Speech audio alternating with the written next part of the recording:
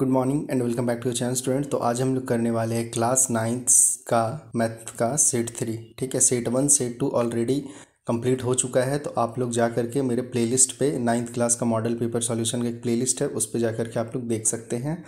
ठीक है, और दूसरा चीज़ है मैं डिस्क्रिप्शन में लिंक दे दूँगा, आप वहाँ से भी देख सकते हैं। तो चलिए देखते हैं किस टाइप का क्वेश्चन है आपका। देखिए फर्स्ट क्वेश्चन दिया गया है, हर सेट में फर्स्ट क्वेश्चन जो है वो चतुर्भुज का चौथा कोण निकालने से ही है। तो देखिए पहला कोण 110, 70 और 90, इस तरह से तीनों कोण दिया हुआ है, चौथा कोण ज्ञात करना है। तो कैसे निकालिएगा आप लोग, देखिए तो लिख देना है एक चतुर्भुज के तीनों कोणों जो है ये दिए हुए हैं और चौथा कोण ज्ञात करना है। तो देखिए चारों कोणों का योग कितना होता है 360 डिग्री। तो फिर देखिए तीन कोण को हम लोग लिख लेंगे और चौथा कोण को x मान लेते हैं। तो यहाँ पे प्लस का साइन दे दीजिएगा, प्लस x। ठीक है, 110 प्लस 70 प्लस 90 प्लस x। तो सबको जोड़ेंगे तो 270 आ जाएगा। फिर x इधर करके आप इसमें घटा दीजिएगा। ठीक है, x बराबर 360 माइनस 270, तो x का मान कितना आ जाएगा 90 डिग्री। तो चौथा कोण है आपका 90 डिग्री। सेकंड क्वेश्चन देखिए उसी तरह से दिया गया है कि BOC 60 डिग्री है, तो BAC का मान निकालना है। देखिए यहाँ पे फिगर में गलत दिया हुआ है, यहाँ 60 डिग्री होगा। ठीक है, तो इसका मान निकालना है। तो मैंने पहले ही बताया था, बस सिर्फ आपको कुछ नहीं करना, हाफ कर देना है। तो देखिए BOC 60 दिएगा तो BAC क्या हो जाएगा, हाफ हो जाएगा। तो 60 का हाफ हो गया 30 डिग्री। चलिए अब थर्ड नंबर क्वेश्चन देख लेते हैं। थर्ड में दिया हुआ है कि एक दी हुई किरण के प्रारंभिक बिंदु 30 डिग्री कोण का रचना करना है। ठीक है, तो रचना के लिए मैंने पहले ही बताया था, एक सेपरेट वीडियो लाऊंगा जिसमें सारा मैं कंप्लीट करवा दूंगा। फिर भी आप यहाँ पे देख लीजिए कि रचना 30 डिग्री का करना है। तो ठीक है, अब देखिए एक किरण OA खींचना है। चलिए फिगर में ही देख लेना है आपको। करना क्या है, एक OA किरण खींचेंगे, उसके बाद O को मध्य जो है सेंटर मान करके एक चाप खींचना है। ठीक है, चाप खींचने के बाद देखिए ये जो बना वो 60 डिग्री का बना कोण। तो इसका एक आप हाफ ले लीजिएगा, यहाँ पर से फिर एक चाप खींचिएगा, इस पॉइंट से यहाँ पे एक चाप और इस पॉइंट से एक यहाँ पे चाप। तो फिगर में देख लिया, इस पॉइंट से यहाँ एक चाप काटे, फिर इस पॉइंट से यहाँ पे एक चाप काटे। ठीक है, और इस बिंदु से मिला दीजिए तो आपका ये 30 डिग्री का कोण बन जाएगा। अब आ जाइए नेक्स्ट क्वेश्चन जो 4 नंबर है। 4 नंबर में दिया गया है क्वेश्चन कि त्रिभुज का क्षेत्रफल ज्ञात करना है। एक भुजा 18, दूसरी 10 है। यहाँ पे देखिए थोड़ा सा मिसप्रिंट हुआ है। त्रिभुज का क्षेत्रफल ज्ञात करना है जिसका पहला भुजा 18 सेंटीमीटर है, दूसरा 10 सेंटीमीटर है और परिमाप जो है वो 42 दिया हुआ है। ठीक है, आपको तीसरा भुजा भी ज्ञात करना है, उसके बाद क्षेत्रफल भी ज्ञात करना है। देखिए तो लिखना है इस तरह से, माना कि त्रिभुज का जो भुजा A18 B10 है, उसी पता नहीं है हम लोगों को, और परिमाप 42 दिया हुआ है। तो परिमाप निकालने के लिए क्या करेंगे, तो परिमाप क्या होता है त्रिभुज का ABC। त्रिभुज का परिमाप A + B + C हो जाता है, तीनों भुजाओं का योग। तो देखिए 18 है, 10 है और इसको C मान लेते हैं। तो दोनों को जोड़ करके आप इस 42 में घटाइएगा तो 14 सेंटीमीटर आएगा। यही हो गया आपका तीसरा जो भुजा है उसका माप। उसके बाद अर्ध परिमाप ज्ञात करना है। तो अर्ध परिमाप के लिए सिंपल है, ये जो टोटल में परिमाप 42 दिया हुआ था, 42 का हाफ करेंगे तो 21 आ जाएगा। फॉर्मूला के अनुसार बैठा लेंगे। त्रिभुज का क्षेत्रफल का फॉर्मूला क्या होता है, √S S - A S - B और S - C। देखिए वैल्यू उसके अकॉर्डिंग बैठा लेते हैं। फिर देखिए 21 है, 21 लिखा जाएगा। 21 में 18 घटाएं तो 3, 21 में 10 घटाएं तो 11 और 21 में 14 घटाएं तो 7। इस तरह से आपका आ गया। उसके बाद देखिए क्या करना है कि इन लोगों का गुणनखंड करना है। तो 21 का हम गुणनखंड 21 कर दिए, 3 का 3 का उतार दिए, और 11 का गुणनखंड नहीं होगा तो 11 लिख दिए, और 7 का गुणनखंड नहीं होगा तो 7 लिख दिए। अब उसके बाद इसमें सबका जोड़ा बनाते हैं। तो 7 7 एक जोड़ा बन गया और 3 3 का जोड़ा बन गया। तो 7 और 3 अलग निकल जाएगा, तो 21 आपका हो गया, और 11 का जोड़ा नहीं लगा तो ये अंडर रूट में ही रहेगा। तो 11 सेंटीमीटर स्क्वायर इसका आंसर हो जाएगा। अब नेक्स्ट जो है आपका 5वां नंबर क्वेश्चन में देखिए क्या दिया हुआ है। 5वां नंबर में है कि 10, 7, 13, 20 और 15 का माध्य ज्ञात करें। तो माध्य ज्ञात करने के लिए बहुत सिंपल है, आपको ऑलरेडी पहले बता चुके हैं कि सबको जोड़ दीजिए आप। देखिए क्या होता है, माध्य बराबर परीक्षणों का योग बटा कुल परीक्षणों की संख्या। तो परीक्षण कितना है, 10 है, प्लस 7 है, प्लस 13 है, प्लस 20 है, प्लस 15 है। तो सबको जोड़िए तो 65 आ जाएगा, और 5 से भागा दे दीजिए तो 13। तो माध्य कितना निकल गया हम लोग का, 13 निकल गया। अब आ जाइए 6 नंबर क्वेश्चन में। 6 नंबर क्वेश्चन में बोला गया है कि आंकड़ों का बहुलक ज्ञात करें। इसका बहुलक निकालना है। तो देखिए संख्या का रिपीटेशन किसका सबसे ज़्यादा है, तो आप देखेंगे कि देखिए 9 का ज़्यादा है, 1 2 3 4, 9 जो है 4 बार आया हुआ है, इसीलिए इसका बहुलक 4 हो जाएगा, मतलब 4 बोलते हैं 9 हो जाएगा। ठीक है, 9 बहुत बार आया है, इसीलिए इसका आंसर 9 हो जाएगा। 7 नंबर में क्वेश्चन में देखिए कि क्रिकेट मैच में एक महिला बल्लेबाज खेली गई 40 गेंद में 10 बार चौका मारती है और चौका न मारे जाने की प्रायिकता ज्ञात करना है। ठीक है, ये भी बहुत सिंपल है आपका। कुल जो था वो 40 गेंद था और 40 गेंद में देखिए वो 10 ही चौका मारती है, तो चौका नहीं मारने की प्रायिकता, तो देखिए 40 में 10 घटा दीजिए तो 30 आ जाएगा। तो चौका ना मारने की प्रायिकता क्या हो जाएगी, तो 30/40, 0 0 कैंसिल हो गया, तो आपका 3/4 बच गया। ये आपका आंसर हो जाएगा 7वां नंबर। ठीक है, चलिए अब एक काम कीजिए कि सबसे पहले तो वीडियो को अब तक लाइक नहीं किया तो प्लीज़ वीडियो को लाइक कर दीजिए और साथ ही चैनल को सब्सक्राइब कर दीजिए। थोड़ा सा अंगूठा को भी तकलीफ दीजिए। आते हैं हम लोग 8 नंबर क्वेश्चन में कि सिद्ध करें कि एक समांतर चतुर्भुज के विकर्ण एक दूसरे को समद्विभाजित करता है। ठीक है, ये सिद्ध करना है समांतर चतुर्भुज का एक विकर्ण एक दूसरे को समद्विभाजित करता है। तो सबसे पहले तो आप लोग को एक फिगर बना लेना है। मान लीजिए ये ABCD जो हम बनाए एक समांतर चतुर्भुज है। ठीक है, अब इसका ये 2 विकर्ण बना दिए। देखिए क्या क्या दिया हुआ है ABCD। देखिए शॉर्टकट लिखने का तरीका, ये समांतर रेखा है, पैरेलल लाइन और चतुर्भुज। फिगर बना दिए, उतना लिखने की जरूरत नहीं है, समांतर चतुर्भुज इतना भी कीजिएगा दीजिएगा। ठीक है, फिर देखिए जिसमें AC और BD विकर्ण है, ये ऑलरेडी पहले से दिया हुआ है। AC जो है आपका AC और BD विकर्ण दिया हुआ है। तो चलिए सिद्ध क्या करना है हम लोगों को, OA बराबर OC। ये जो OA है वो OC के बराबर है और OB बराबर OD, और ये जो OB है वो OD के बराबर है। इसी को सिद्ध करना है। तो सिद्ध करने के लिए हम लोग क्या करते हैं, दो त्रिभुज को ले लेते हैं, AOD और COB। दो त्रिभुज ले लिए, देखिए AOD और COB, ये दो त्रिभुज को ले करके देखते हैं। तो देखिए कोण DAO बराबर कोण BCD। देखिए DAO, ये जो कोण है DAO और COB, हाँ एक सेकेंड, DAO ये जो कोण बन रहा है और दूसरा कोण जो यहाँ पे बन रहा है ये BCD, ये दोनों क्या हो जाएगा, एकांतर कोण हो जाएगा। तो एकांतर कोण से बराबर हो गया, और AD बराबर AC, ये AD और AD बराबर ये BC, ये BC बराबर हो जाएगा। क्यों, क्योंकि समांतर चतुर्भुज की सम्मुख भुजाएं बराबर होती हैं। तीसरा कोण जो ADO है वो बराबर हो जाएगा CBO का। क्यों, एकांतर कोण के कारण। अब जैसे ये कोण बराबर निकला उसी तरह ये कोण और ये कोण आपका बराबर हो जाएगा एकांतर कोण से। चलिए तो दो कोण बराबर हो गया, एक भुजा बराबर हो गया, तो एंगल साइड एंगल से आपका जो त्रिभुज AOD सर्वांगसम हो जाएगा त्रिभुज COB का। तो ये दोनों त्रिभुज जो आपका था सर्वांगसम हो गया। तो CPCT से क्या, OA बराबर OC और OD बराबर OC हो जाएगा। तो इस तरह से आप इसको प्रूव कर सकते हैं। चलिए अब 9 नंबर क्वेश्चन देख लीजिए। 9 नंबर में एक फिगर दिया हुआ है, ये वाला जो है आपका फिगर, इसमें कहा गया है कि ABCD एक समांतर चतुर्भुज है जिसमें AE लंब है DC का। ठीक है, AE ये जो रेखा गया ये लंब गया है DC का, और तथा CF लंब है AD का। CF, ये देखिए CF लंब गया है AD पे, तो यहाँ दो लंब है और AB 16 सेंटीमीटर है, AE 8 सेंटीमीटर है, CF 10 सेंटीमीटर है। तो AD का मान ज्ञात करना है। ये जो आपका AD है इसका मान ज्ञात करना है। तो चलिए देखते हैं कैसे इसको सॉल्व करते हैं। देखिए बहुत सिंपल सा है। समांतर, देखिए लिख देना है आप लोगों को कि समांतर चतुर्भुज का क्षेत्रफल क्या होता है, आधार गुने शीर्ष लंब होता है। तो देखिए AD इंटू CF बराबर हो जाएगा AB इंटू AE। ठीक है, अब CF तो दिया हुआ है 10 सेंटीमीटर, AB दिया हुआ है 16 और AE दिया हुआ है 8। निकालना क्या है, AD। ठीक है, ये ज़रा सा छूट गया है, AD निकालना है हम लोगों को। तो चलिए इसको सॉल्व करते हैं। तो 16 गुने 8 है, ये 10 आपका इधर आ गया, तो 16 गुने 8/10 हो गया। तो 16 को 8 से गुना किए तो 128, और 10 से भागा कर दिए तो 12.8 सेंटीमीटर हो जाएगा। तो AD कितना आ गया, 12.8 सेंटीमीटर।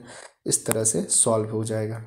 18 नंबर क्वेश्चन दिया हुआ है कि सिद्ध कीजिए कि वृत्त के जीवाओं द्वारा केंद्र पर आंतरिक कोण बराबर हो तो जीवाओं की लंबाई परस्पर बराबर होती है। ठीक है, कि अब देखिए फिगर ये देख लीजिए आप कि ये जो है एक वृत्त है, इसका केंद्र से जो है ये जो जीवा है AB और CD, इसको हम लोग को बराबर सिद्ध करना है। तो लिख देंगे O केंद्र वाला एक वृत्त है जिसमें AO मतलब कोण AOB बराबर कोण COD है। ठीक है, सिद्ध क्या करना है, AB बराबर CD, यही जो दोनों जीवा है ये बराबर को सिद्ध करके दिखाना है। देखिए बहुत आसानी से हो जाएगा। बस उसी तरह से आप ये त्रिभुज, मतलब ये जो त्रिभुज और ये जो त्रिभुज बन रहा है आप उसे ले लीजिए। तो त्रिभुज AOB में, ठीक है AOB में, और त्रिभुज COD में। इसमें देखिए तो देखिए सबसे पहले तो ओ ए बराबर ओ सी, ये जो ओ ए है वो ओ सी के बराबर होगा, क्यों? क्योंकि वृत्त की त्रिज्या है। उसी तरह ओ बी बराबर ओ डी, ये रेखा भी बराबर जो है ओ बी ओ डी, क्योंकि ये भी वृत्त की त्रिज्या है। तो भुजा हम लोग बराबर सिद्ध कर दिए। और त्रिभुज मतलब कोण ए ओ बी बराबर कोण सी ओ डी, ये ऑलरेडी दिया हुआ ही है, ठीक है। और हाँ, ये दिया हुआ ही है। उसके बाद देखिए त्रिभुज ए ओ बी सर्वांगसम हो जाएगा इस तरह से त्रिभुज सी ओ डी का, किससे? साइड एंगल साइड से। एक हम लोग का एंगल दो साइड मिल गया है, तो सी पी सी टी से ए बी बराबर सी डी हो ही जाएगा। चलिए अब आ जाते हैं हम लोग 11 नंबर क्वेश्चन में। देखिए क्या दिया हुआ है। 11 नंबर में कहा गया है कि आकृति ये जो दिया हुआ है ए बी सी में 69 डिग्री ए बी सी जो है, ठीक है, ये ए बी सी यहाँ पे देखिए पूरा 69 डिग्री का है, ए सी भी 31 डिग्री का है, ये 31 डिग्री का बना हुआ है। तो बी डी सी का मान ज्ञात करना है ना, आपको बी डी सी इसका मान ज्ञात करना है। तो देखिए कैसे कीजिएगा आप लोग। देखिए त्रिभुज बी ए सी में जो है देखिए जो कोण ए बी सी प्लस कोण ए सी बी प्लस कोण बी ए सी बराबर 180 डिग्री, क्योंकि त्रिभुज का तीनों कोणों का योग तो 180 डिग्री होता ही है। तो ए बी सी जो है वो तो 69 दिया हुआ है और ए सी बी 31 दिया हुआ है, तो तीसरा कोण निकालना है। तो तीसरा कोण के लिए क्या है, दोनों को जोड़ दीजिए और 180 में घटा दीजिए, तो तीसरा कोण निकल जाएगा। तो बी ए सी निकल गया 80 डिग्री हम लोगों का, ये जो कोण है बी ए सी हम लोग ये पहले निकाले, ये हो गया 80 डिग्री का। अब देखिए जो बी डी सी है, कोण बी डी सी ये वाला बराबर होगा कोण बी ए सी का, ठीक है। क्यों बराबर होगा? क्योंकि एक ही वृत्तखंड के कोण बराबर होते हैं। परिमेय आपने पढ़ा होगा कि एक ही वृत्तखंड के जो कोण बनते हैं वो बराबर होते हैं। तो अगर ये आपका 80 डिग्री है तो ये भी आपका 80 डिग्री हो जाएगा। अब आ जाइए 12 नंबर क्वेश्चन में। एक कबड्डी टीम द्वारा मैचों की एक श्रृंखला में बनाए गए अंक इस प्रकार से है, ठीक है। इसका क्या हम लोग को निकालना है? आंकड़ों का माध्यक निकालना है। तो चलिए सबसे पहले क्या करते हैं, माध्यक का क्वेश्चन में आरोही क्रम में व्यवस्थित करते हैं। तो हमने आरोही क्रम में व्यवस्थित किया तो क्या मिला हम लोग को, ये एक सम संख्या है, टोटल जो है सम संख्या हो जाएगा। तो फॉर्मूला क्या होता है माध्यक का अगर सम संख्या है तो माध्यक बराबर n बटा दो वह पद फिर प्लस n बटा दो प्लस वन वह पद बटे दो, ये फॉर्मूला है। फॉर्मूला के अनुसार बैठाते तो n मेरा 16 है, तो 16 बटा दो करेंगे तो 8 आएगा, और n बटा दो प्लस n बटा वन है, n बटा दो प्लस वन है, तो इसका आपका 9वां पद आ जाएगा, ठीक है। तो 8वां पद और 9वां पद, तो 8वां पद कौन है, 9वां पद कौन है, तो देख लीजिए 8वां पद जो है वो हमारा ये 10 है, 9वां पद ये हमारा 14 है। तो लिख दिए 10 और 14 बटा दो, तो 10 और 14 बटा दो किए तो 24 बटा दो आया, यानी 12, तो इसका आंसर 12 हो जाएगा। अब 30 नंबर क्वेश्चन देख लीजिए। 30 नंबर में कहा गया है कि गेहूं के आटे की जो 11 बोरी है जिनमें से प्रत्येक में 5 किलो अंकित था, वे वास्तव में निम्नलिखित भार इस तरह दिया हुआ है। तो इसमें चुने गए किसी भी बैग में 5 किलोग्राम से अधिक भार होने की प्रायिकता ज्ञात कीजिए। तो 5 केजी से अधिक है उसका प्रायिकता ज्ञात करना। तो जैसे देखिए ये 5 को भी नहीं लेंगे हम लोग, 5 से अधिक बोला गया है, तो 1 2 3 4 5 6 7, ये 7 है ना, 5 से अधिक होना चाहिए तो 7 है। तो देखिए कैसे बनाएंगे, तो अनुकूल परिणाम जो है वो 7 है और कुल परिणाम 11 है, तो 7/11 हो गया आंसर। कुछ नहीं करना है, बहुत ईजी है। 40 नंबर क्वेश्चन देख लीजिए कि 3 सिक्कों को एक साथ 200 बार उछाला जाता है तो परिणाम प्राप्त होता है। क्या क्या? 3 चित 23 बार, और अच्छा हाँ 3 चित जो है 23 बार, उसके बाद 2 चित, यहाँ पे हिंदी में थोड़ा सा ये मिस्टेक किया, इंग्लिश में ठीक दिया है। 2 चित जो है वो 72 बार, 1 चित 77 बार और 0 चित 28 बार आया है क्वेश्चन में। और क्या क्या बोला गया है कि तो 3 चित और कोई भी चित नहीं आने की प्रायिकता ज्ञात करना है। तो 3 चित 23 बार और कोई भी चित नहीं 28 बार, ये दिया हुआ है। तो चलिए अब बहुत आसान है, ये भी कुछ करना आप लोगों को नहीं है। 3 चित बोला गया था, तो देखिए 23 बार आया था तो 23/200 कर दिए, बन गया। कोई भी चित नहीं तो 28 बार आया था तो 28/200 कर दिए, बन गया, ठीक है। हाँ इसको थोड़ा सा आप काट दीजिए, 28 को 7 बार में कट जाएगा और ये 50 बार में कट जाएगा, तो हो जाएगा आंसर। 4 से काट दिए, 4 सत्ते 28 और ये आपका 50 बार में 200, ठीक है। अब आ जाइए सेक्शन सी में हम लोग का कैसा कैसा क्वेश्चन दिया हुआ है। तो 15 में बोला गया है कि सिद्ध करें कि त्रिभुज की दो भुजाओं के मध्य बिंदुओं को मिलाने वाला रेखाखंड तीसरी भुजा के समानांतर होती है, ठीक है। तो देखिए यानी ये जो है त्रिभुज बनाए हम लोग सबसे पहले ए बी सी, ठीक है। और यहाँ पर जो ये एक्स्ट्रा ये आपका ई है, ध्यान से देख लीजिएगा, ये ई है और ये डी है, एक एक्स्ट्रा यहाँ से हम लोग रचना करके बनाए हैं। तो चलिए देखते हैं क्या क्या है। तो त्रिभुज ए बी सी में भुजाएं ए बी तथा ए सी के मध्य बिंदु में ई एवं एफ है। ये ए बी का मध्य बिंदु ई है और ए सी का मध्य बिंदु एफ है ना। अब चलिए सिद्ध क्या करना है कि ई एफ समानांतर होता है बी सी का। ई एफ जो यहाँ पे बन रहा है वो समानांतर किसका, ये बी सी का होगा। तो रचना में हम लोग क्या करते हैं कि ई एफ को डी तक बढ़ा देते हैं। ये जो ई एफ था इसको डी तक बढ़ा दिए, उसके बाद ई एफ बराबर एफ डी हो जाएगा। ये जो ई एफ है वो बराबर एफ डी हो जाएगा, तथा सी डी को मिलाया और ये सी डी को हम लोग मिला दिए यहाँ पे। तो देखिए प्रमाण त्रिभुज ए ई एफ तथा त्रिभुज डी सी डी एफ में क्या क्या हो जाएगा। तो पहले तो ए एफ बराबर सी एफ हो जाएगा क्योंकि ये दिया हुआ ही है, और ई एफ बराबर एफ डी ये तो रचना से हम लोग साबित कर दिए हैं। और त्रिभुज ए एफ ई बराबर त्रिभुज सी एफ डी, ठीक है। ए एफ डी बराबर सी एफ डी, ये शीर्षाभिमुख कोण हो जाएगा। यहाँ जो एक कोण बन रहा है, यहाँ जो एक कोण बन रहा है, शीर्षाभिमुख कोण से बराबर हो जाएगा। यहाँ पे एफ नहीं दिख रहा है ना, हाँ। उसके बाद इस तरह से त्रिभुज ए ई एफ सर्वांशम हो जाएगा त्रिभुज सी डी एफ का। साइड एंगल साइड से एक एंगल मिल गया, दो साइड मिल गया, तो साइड एंगल साइड से तो सी पी सी टी से आपका क्या है कि ए ई बराबर सी डी हो जाएगा, ठीक है। लेकिन क्या कि ए ई बराबर बी और बी बराबर सी डी, ठीक है। तो अतः बी सी डी ई जो है वो एक समांतर चतुर्भुज है। तो ई एफ बराबर बी सी, ठीक है, मतलब ई एफ समानांतर हो जाएगा बी सी का। समांतर चतुर्भुज है इसीलिए ई एफ समानांतर हो जाएगा बी सी का, और इस तरह से ये आपका प्रूफ हो जाएगा, ठीक है। अब 16 नंबर क्वेश्चन देख लीजिए कि एक त्रिभुज जो है दिया हुआ है ए बी सी में ई के ई माध्यिका है, ठीक है, और ए डी का मध्य बिंदु है। ये जो है ए डी का मध्य बिंदु ई है, ये त्रिभुज आपका बना हुआ है, ए डी का मध्य बिंदु ई है। तो दर्शाइए कि जो एरिया होगा बी ई डी का, बी ई डी ये जो आपका एरिया, ये छोटा वाला त्रिभुज है, वो एरिया होगा 1/4 area of A B C. ये ए बी सी का 1/4 होगा।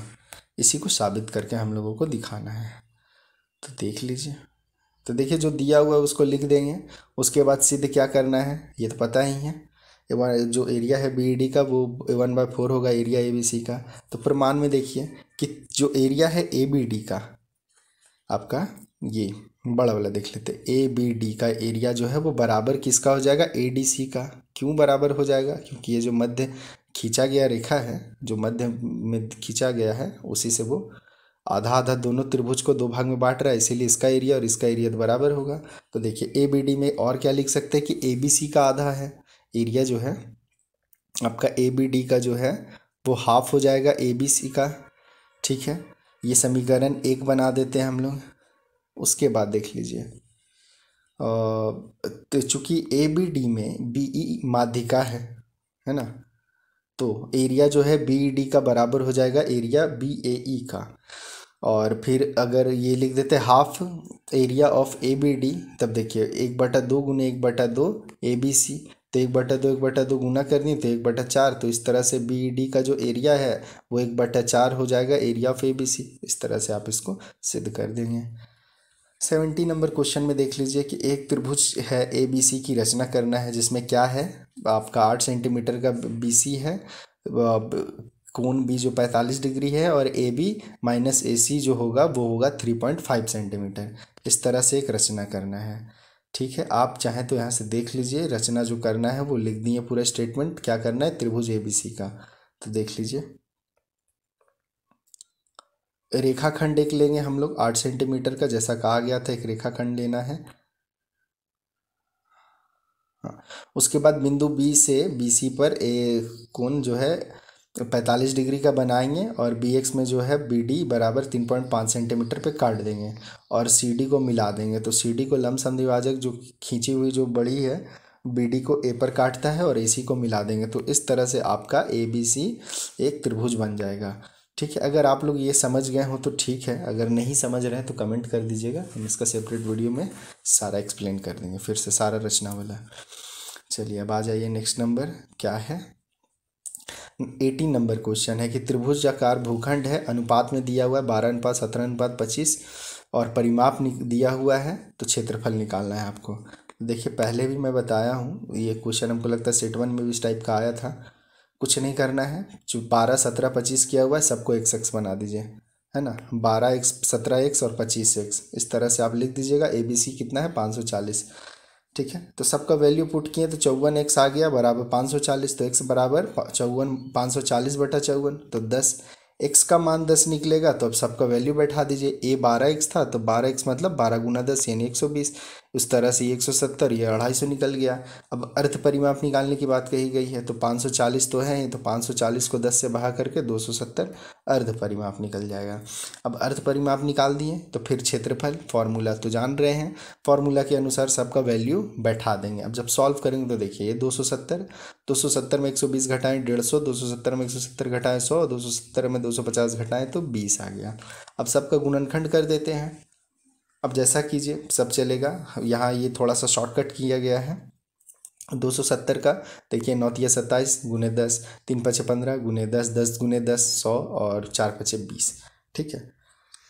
सहूलियत के अनुसार चाहे तो आप इसको शॉर्टकट कर सकते हैं। अब देखिए 9 तो ऑलरेडी है ही, इसका तो जोड़ा लगाने का जरूरत नहीं है। 3 3 का एक जोड़ा लगा दिए, 10 10 का जोड़ा लग गया 2 ठो, और 5 5 का जोड़ा लग गया, 4 का तो ऐसा ही 2 निकलता ही है रूट, तो आपका निकल जाएगा 3 3, 10 गुना 10 5 और 2, और सबको गुना कीजिए तो 9000 सेंटीमीटर स्क्वायर आंसर हो जाएगा।